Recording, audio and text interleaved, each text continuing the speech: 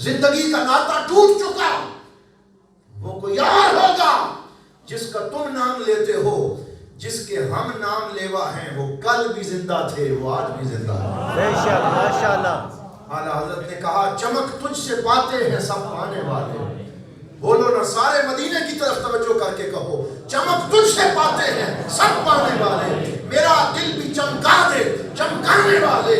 حرم کی زمین اور قدم رکھ کے چلنا، ارے سر کا موقع ہے، او جانے والے میں مجرم ہوں آقا، مجھے ساتھ لے لو کہ رستے میں ہیں جا بجا تھانے والے۔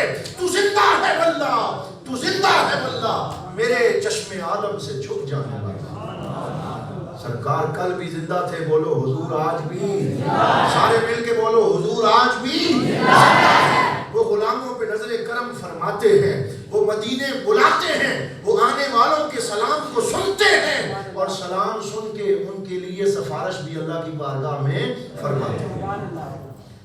تو امام بوصیری جب فارغ ہوئے نا، حضور تشریف لے آئے، فرمایا میرے غلام جو قصیدہ لکھا ہے وہ مجھے سناؤ۔ سنانا شروع کر دیا، اور پورے 161 شعر کریم لجپال آقا نے سن لیے، اور جب سنا چکے تو میرے آقا صلی اللہ تعالیٰ علیہ وسلم نے ان کے پورے جسم اطہر پہ ہاتھ پھیرا، حضور کا دست شفا آیا، فالج کا مرض دور ہو گیا، 6 مہینے کا مزمن فالج کا مرض ٹھیک ہو گیا، اٹھ کے بیٹھ گئے، اور سرکار نے جو چادر حضرت کعب بن زہیر کو دی تھی زندگی میں، ویسی ہی چادر حضرت امام بوصیری کو بھی عطا فرمائی۔ سبحان اللہ۔ اور چادر کو عربی میں بردہ کہتے ہیں، بولو کیا کہتے ہیں؟ بردہ۔ تو اس قصیدے کو کیا کہتے ہیں؟ قصیدہ بردہ۔ کیوں بردہ شریف کہتے ہیں؟ کیونکہ یہ وہ قصیدہ ہے جسے سن کے حضور نے انہیں چادر عطا فرمائی۔ اور خواب کا معاملہ تو یہ ہوتا ہے کہ آپ خواب میں اگر کروڑ روپیہ بھی دیکھ لیں کہ آپ کو ملا ہے، تو صبح اٹھیں گے تو پاس موجود ہوگا؟ نہیں ہو بھائی، خواب میں ملا تھا، کاش زندگی میں ملا ہوتا۔ تو خواب میں اگر پیسے ملے تو معاملہ اور ہوتا ہے، خواب میں مدینے والے کی نظر ہو جائے تو معاملہ اور ہوتا ہے۔ تو حضور نے چادر عطا فرمائی، صبح امام بوصیری اٹھے تو ان کے سرانے سرکار کی وہ چادر موجود تھی، اور پھر وہ اٹھ کے باہر نکلے، کتنے مہینوں کے بعد صحت یاب ہوئے، باہر نکلے، تو جس مصر کی گلی میں گئے سامنے سے ایک مجذوب آ رہا تھا، ایک اللہ والا، ایک مجذوب، ایک ملنگ۔ آج کل ملنگ بھی کئی قسم کے آ گئے، اللہ معافی دے، میں کئی جلسوں پہ جاتا ہوں نا، ہمارے سنی بھی متاثر ہو گئے، ملنگوں کی طرح نعرے لگاتے ہیں۔ ہونا تو یہ چاہیے نعرہ حیدری، یا علی کہو، یا علی کہو، لیکن وہ کہتے ہیں ڈی حیدر، استغفر اللہ، یہ ڈی حیدر کیا چیز ہے؟ یعنی یہ حضرت مولا علی کے ساتھ انصاف ہے؟ نہیں، یہ دین کا مذاق ہے؟ ہمیں ایسے ملنگ نہیں چاہیے جو حضرت علی کا نام بگاڑے، ہمیں ایسے ملنگ نہیں چاہیے جو چرس اور بھنگ کا گھوٹا پی کے مست ہو کے پڑے رہیں، ہمیں ایسے باہوش ملنگ چاہیے جو سرکار کے نام پہ اپنی جان بھی قربان کر دیں۔ ہمارا ایسے ملنگوں سے کوئی واسطہ نہیں ہے جو دین کا مذاق اڑاتے ہیں، اور ساڑیاں بیویاں کرما لیاں بساں دیاں بساں بھر کے پہنچی ہیں، وہ جی بڑے بزرگ نکل آئے دم کرام چلے، وہ کانا پھیر دے تو فلاں ہوتا ہے، فلاں ہوتا ہے، پتہ نہیں جیسے کوئی مشہور کر دے۔ ہم لوگ بھی تحقیق کے عادی نہیں ہیں، سنی سنائی پہ جاتے ہیں، دم کرانے جاؤ، تعویذ لینے جاؤ، دعا کرانے جاؤ تو پہلے دیکھو جہاں جا رہے ہیں وہ بندہ شریعت مصطفیٰ کا پابند ہے یا نہیں ہے۔ اگر وہ سرکار کی شریعت کا پابند ہے ضرور جاؤ، لیکن اگر حضور کی شریعت کا مذاق اڑانے والا ہے، وہاں تم پیسے دو گے، دم کراؤ گے تو اپنا ایمان بھی ضائع کر بیٹھو گے۔ اس لیے ایسے لوگوں کے پاس جانے کی کوئی ضرورت نہیں ہے۔ وہاں جاؤ جہاں سے حضور کے عشق کی خوشبو آتی ہے، جہاں سے سرکار کی سنتوں پہ پیرا دیا جاتا ہے۔ یہ جو نعروں کو بگاڑتے ہیں، ہمارا اہل سنت کا ان سے کوئی تعلق نہیں ہے۔ تو سرکار دو عالم نے قصیدہ سنا، بات میں بڑی لمبی ہو گئی، بس اب ختم کرنے لگا ہوں۔ باہر نکلے، مجذوب آگے سے آ رہا تھا، لیکن وہ مجذوب یہ ڈی حیدر والا نہیں تھا، وہ کوئی سچا اللہ کا بندہ تھا۔ سچے مجذوب بھی ہوتے ہیں، اللہ والے بھی ہوتے ہیں، جن کے بال بکھرے ہوئے ہوتے ہیں، جنہیں ہم کسی قدر کی نگاہ سے نہیں دیکھتے، لیکن سرکار نے فرمایا ہم عند اللہ غالون، وہ اللہ کی نگاہ میں بڑی قدر و قیمت والے ہوتے ہیں، ان کی شان بڑی وراء الورا ہوتی۔ وہ کوئی ایسا بندہ تھا، اس نے کہا بوسیری مجھے کوئی نعت تو سناؤ، کوئی قصیدہ تو سناؤ۔ تو امام بوسیری کہتے ہیں یہ والا قصیدہ میں نے ابھی تک کسی کو نہیں سنایا تھا، میں نے کوئی پرانا سنانا شروع کر دیا، کوئی پہلے والا سنانا شروع کر دیا۔ تو اس نے کہا بوسیری یہ والا نہیں سنانا، وہ والا سناؤ۔ سبحان اللہ۔ کیا کہا؟ یہ والا نہیں وہ والا سناؤ۔ کہا یہ وہ والا کون سا ہے؟ کہا وہ جو رات کریم نے کرم فرمایا تھا اور لجپال جب تشریف لائے تھے اور مدینے کے تاجدار جب تمہارے گھر میں تشریف فرما تھے، جلوہ گر تھے، اور تم حضور کو وہ قصیدہ سنا رہے تھے، ہاتھ باندھ کے میں بھی پیچھے کھڑا ہوا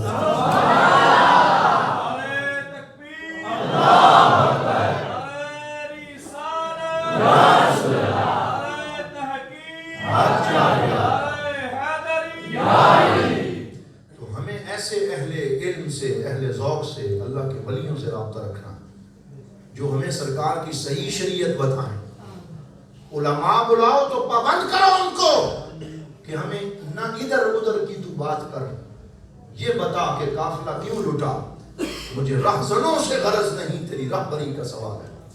ایسے علماء کو بلاؤ جو حضور کی سیرت سنائیں، جو اتھینٹک سورس سے بات کریں۔ یہ قصے کہانیوں والوں سے اپنی جان چھڑا لو۔ وہ نعت خان جو حضور کے دین کو بیچتے ہیں انہیں اپنے سٹیج پہ پروموٹ نہ کرو۔ ایسے نقیب محفل جو ضعیف روایات پڑھتے ہیں، جو ایک ایک گھنٹہ تمہاری ورزش کراتے ہیں، اب ہاتھ کھڑے کر لو، اب لیٹ جاؤ، اب کھڑے ہو جاؤ، اور حضور کی محفلوں کے تقدس کو پامال کرتے ہیں، ایسے لوگوں کو پروموٹ نہ کرو۔ بلکہ محفل تو ایسے بھی سج جاتی ہے کہ آپ اپنے بیوی بچوں کو لے کے باوضو ہو کے ایک کمرے میں بیٹھ جائیں اور سارے مل کے اپنے نبی پہ درود و سلام پڑھنا شروع کر دیں۔ اس محفل کا جو اثر ہوگا وہ بڑی بڑی محفلوں میں بھی موجود نہیں ہوگا۔ میرے آقا صلی اللہ تعالی، آخری بات، میرے آقا صلی اللہ علیہ وسلم ارشاد فرمایا کرتے، سیدہ عائشہ صدیقہ ام المؤمنین رضی اللہ تعالی عنہا نے روایت کیا، متفق علیہ روایت، سرکار فرماتے کہ ینبغی ان یکون فی بیوتکم المساجد، سرکار فرماتے تمہیں یہ کرنا چاہیے کہ تم اپنے گھروں میں مسجدیں بناؤ۔ کہاں مسجدیں بناؤ؟ گھروں میں مسجدیں بناؤ۔ صحابہ نے عرض کیا یا رسول اللہ مسجد میں تو نماز پڑھنے آنا ہے، تو گھر میں کیسی مسجد بنائیں؟ حضور نے فرمایا فرائض مسجد میں ادا کرو، سنتیں اور نفل اپنے گھر کی مسجد میں ادا کرو۔ اور سرکار نے فرمایا جس گھر میں نماز نہ پڑھی جائے اور جس گھر میں قرآن نہ پڑھا جائے وہ قبرستان کی مانند ہے، وہ کھنڈر ہے، وہ زندہ لوگوں کا گھر نہیں ہے۔ آج ہمارے گھروں میں مہینہ گزر جاتا ہے، گھر میں نہ مصلی بچتا ہے، نہ گھر میں درود شریف پڑھا جاتا، نہ گھر میں قرآن کی تلاوت ہوتی ہے، قرآن کے اوپر گرد چڑھی ہوئی ہے نعوذ باللہ، اور ہم اسے اتارنے کے لیے تیار نہیں ہیں۔ سرکار نے فرمایا ایسا گھر زندہ گھر لوگوں کا گھر نہیں ہے، وہ مردوں کا گھر ہے۔ تو اپنے گھروں کو زندہ لوگوں کا گھر بنائیں۔ اب میں راولپنڈی اپنے ایک دوست کے پاس گیا تو جب اس نے مجھے مصلی دیا نماز پڑھنے کے لیے، توجہ رکھیں ذرا بولے نعرہ تکبیر، نعرہ رسالت، ایک چھڑ گئے نعرہ تحقیق، نعرہ چھوڑنا یہ بھی نہیں، یہ بھی ہمارے عقیدے کی ترجمانی، نعرہ تحقیق، نعرہ حیدری۔ تو سرکار نے فرمایا گھر میں ایک جگہ بناؤ، اگر تمہارے گھر کے 4 کمرے ہیں، 2 کمرے ہیں، 3 ہیں، 1 ہے، ایک کونا مخصوص کر لو، وہاں جو مصلی ہو وہ صاف ہو۔ آج میں کئی گھروں میں جاتا ہوں، نماز کے لیے مصلی مانگا جائے تو میلا مصلی، گرد سے اٹا ہوا، جالے اس میں لگے ہوئے۔ ایسے بھی گھر ہیں جس گھر میں مصلی کی یہ حالت ہوگی اس گھر میں کبھی رزق کی فراوانی نہیں ہو سکتی، اس گھر میں اللہ رب العزت کی برکتیں نہیں آ سکتی۔ مصلی ایسا ہونا چاہیے کہ عطر جو ہے نا وہ سجدے کی جگہ پہ لگا ہوا ہو۔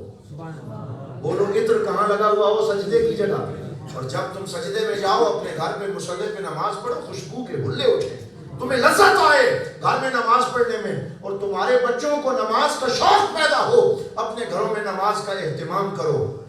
میں سارے دوستوں کو میلاد کی محفلوں میں جا کے کہتا ہوں، یہ نوجوانوں کی انجمنیں بن جاتی ہیں، اچھی بات ہے، تنظیمیں بنتی ہیں، یہ مطلوب ہے، لیکن نوجوانوں کی تنظیم بنے اور لائٹنگ کرے گلیوں میں اور جھنڈے لگائے اور چراغاں کرے اور اسی گلی کی نکر میں مسجد سے اذان کی آواز آئے تو نوجوان جھنڈیاں لگاتے رہیں، مسجد میں نماز پڑھنے نہ آئیں، تو ایسا میلاد میرے آقا کو قبول نہیں۔